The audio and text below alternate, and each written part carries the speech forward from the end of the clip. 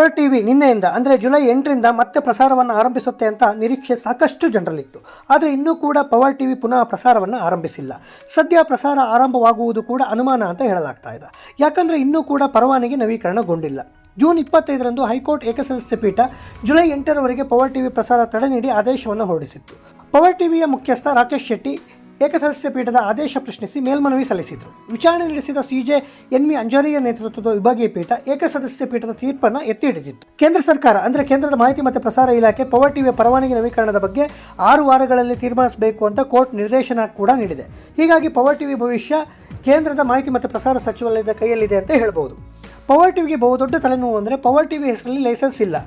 Messrs ಮಿಟ್ಕಾನ್ info project ಎಂಬ ಸಂಸ್ಥೆ ಅಡಿಯಲ್ಲಿ ಪವರ್ ಟಿವಿ ಇದ್ದು, ಆ ಸಂಸ್ಥೆ 2021ರ ಅಕ್ಟೋಬರ್ 12ರಿಂದ ಅನ್ವಯವಾಗುವಂತೆ ಲೈಸೆನ್ಸನ್ನು ರಿನ್ಯೂವಲ್ ಮಾಡಿಲ್ಲ. ಹೀಗಾಗಿ ಪವರ್ ಟಿವಿ ಪ್ರಸಾರ ಕಾನೂನು ಬಾಹಿರ ಅಂತ ಹೇಳಲಾಗ್ತಾ ಇದೆ. IPS ಅಧಿಕಾರಿ ಡಾಕ್ಟರ್ BR ರವಿಕಾಂತೇಗೌಡ ಹಾಗೆ ಮಾಜಿ MLC ರಮೇಶ್ ಗೌಡ ಪವರ್ ಟಿವಿಯಲ್ಲಿ ಮಾನಹಾನಿ ಸುದ್ದಿಗಳನ್ನು ಪ್ರಸಾರ ಮಾಡ್ತಾ ಇದ್ದಾರೆ ಅಂತ ಹೈಕೋರ್ಟ್ ಮೆಟ್ಟಿಲೇರಿದರು. ಈ ವೇಳೆ ಪವರ್ ಟಿವಿ ಲೈಸೆನ್ಸ್ ಇಲ್ಲದೆ ಸುದ್ದಿ ಪ್ರಸಾರ ಮಾಡ್ತಾ ಇರೋ ಬಗ್ಗೆಯೂ ಕೋರ್ಟ್ ಗಮನಕ್ಕೆ ತಂದಿದ್ದರು.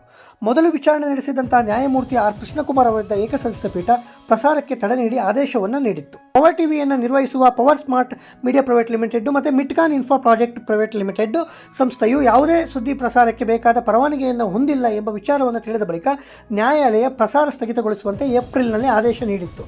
ಇದನ್ನು ಕೂಡ ವಾಹಿನಿ ಪಾಲಿಸಿಲ್ಲ ಅಂತ ಕೂಡ ಅರ್ಜಿದಾರರು ಕೋರ್ಟ್ ಗಮನಕ್ಕೆ ತಂದಿದ್ದರು. ದೂರುದಾರರು ಮತ್ತು ವಾಹಿನಿ ಪರ ಮತ್ತು ಅದರ ಪಾಲುದಾರರು ಮತ್ತು ಭಾರತ ಸರ್ಕಾರದ ಪರವಾಗಿ ವಕೀಲರು ಮಂಡಿಸಿದಂಥ ವಾದಗಳನ್ನು ಆಲಿಸಿದ ನಂತರ ಕರ್ನಾಟಕ ಹೈಕೋರ್ಟ್ ಏಕಸದಸ್ಯ ಪೀಠವು ಪವರ್ ಟಿವಿ ಪ್ರಸಾರವನ್ನು ನಿಲ್ಲಿಸುವಂತೆ ಜೂನ್ 25ರಂದು ಆದೇಶವನ್ನು ಹೊರಡಿಸಿತ್ತು. ಈ ಹಿನ್ನೆಲೆಯಲ್ಲಿ ಜೂನ್ 27ರಿಂದ ಪವರ್ ಟಿವಿ ತನ್ನ ಸುದ್ದಿ ಪ್ರಸಾರವನ್ನು ನಿಲ್ಲಿಸಿದ್ದು, ಸತ್ಯಮೇವ ಜಯತೆ ಎಂಬ ಸಂದೇಶವನ್ನು ಖಾಲಿ ಪರದೆ ಮೇಲೆ ಪ್ರಸಾರ ಮಾಡ್ತಾ ಇದೆ. ಪವರ್ ಸ್ಮಾರ್ಟ್ ಮೀಡಿಯಾ ಮತ್ತು ಮಿಟ್ಕಾನ್ ಇನ್ಫೋ ಪ್ರಾಜೆಕ್ಟ್ಗಳ ವಿರುದ್ಧ ಪ್ರಕ್ರಿಯೆಗಳನ್ನು ಪ್ರಾರಂಭಿಸಲಾಗಿದೆ ಅಂತ ಭಾರತ ಸರ್ಕಾರ ಈ ಹಿಂದೆ ಕೋರ್ಟಿಗೆ ಹೇಳಿತ್ತು.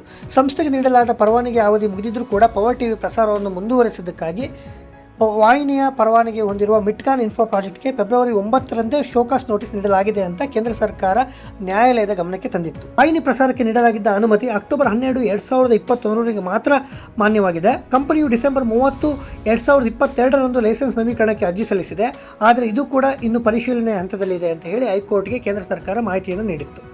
ಅಲ್ಲದೆ ಪವರ್ ಟಿವಿ ಚಾನಲ್ ಅಪ್ಲಿಂಕ್ ಮತ್ತು ಡೌನ್ಲಿಂಕ್ ಮಾಡಲು ಪವರ್ ಸ್ಮಾರ್ಟ್ ಮೀಡಿಯಾಗೆ ಅನುಮತಿ ಇಲ್ಲ. ಚಾನಲ್ ಆಪರೇಟರ್ಗಳ ವಿರುದ್ಧ ಮಾಹಿತಿ ಮತ್ತು ಪ್ರಸಾರ ಇಲಾಖೆ ಪ್ರಾರಂಭಿಸಿರುವ ಪ್ರಕ್ರಿಯೆಗಳು ಪೂರ್ಣಗೊಳ್ಳುವವರೆಗೂ ಪ್ರಸಾರ ಮಾಡಲು ಅವರಿಗೆ ಅರ್ಹತೆ ಇರುವುದಿಲ್ಲ ಎಂದು ಕೂಡ ಈ ವೇಳೆ ಸರ್ಕಾರ ಹೈಕೋರ್ಟ್ ಗಮನಕ್ಕೆ ತಂದಿತ್ತು. ಹೀಗೆ ಒಂದಿಷ್ಟು ಬೆಳವಣಿಗೆ ನಡೆದಿರುವುದನ್ನು ಗಮನಿಸಬಹುದು. ಶೋಕಾಸ್ ನೋಟಿಸ್ಗೆ ಉತ್ತರ ನೀಡಿದ್ದರೂ ಕೂಡ ಕೇಂದ್ರ ಸರ್ಕಾರ ಕ್ರಮ ಕೈಗೊಂಡಿಲ್ಲ ಅಂತ ಪವರ್ ಟಿವಿ ಹೇಳಿದೆ. ಪವರ್ ಟಿವಿಯು ಶೋಕಾಸ್ ನೋಟಿಸ್ಗೆ ನೀಡಿರುವ ಉತ್ತರ ಪರಿಗಣಿಸಿ ನವೀಕರಿಸಬೇಕೇ ಬೇಡವೇ ಅನ್ನೋದನ್ನು 6 ವಾರಗಳಲ್ಲಿ ತೀರ್ಮಾನಿಸುವಂತೆ ಹೈಕೋರ್ಟ್ ಕೇಂದ್ರ ಸರ್ಕಾರಕ್ಕೆ ನಿರ್ದೇಶನವನ್ನು ನೀಡಿರೋದ್ರಿಂದ ಪವರ್ ಟಿವಿ ಪರವಾನಗಿ ನವೀಕರಣದ ಬಗ್ಗೆ ಕೇಂದ್ರದ ನಿಲುವಿನ ಕಡೆಗೆ ಹೆಚ್ಚು ಕುತೂಹಲ ಎಲ್ಲರಲ್ಲೂ ಕೂಡ ಇದೆ. ಕಾದು ನೋಡಬೇಕು ಏನಾಗುತ್ತೆ ಅಂತ ಹೇಳಿ.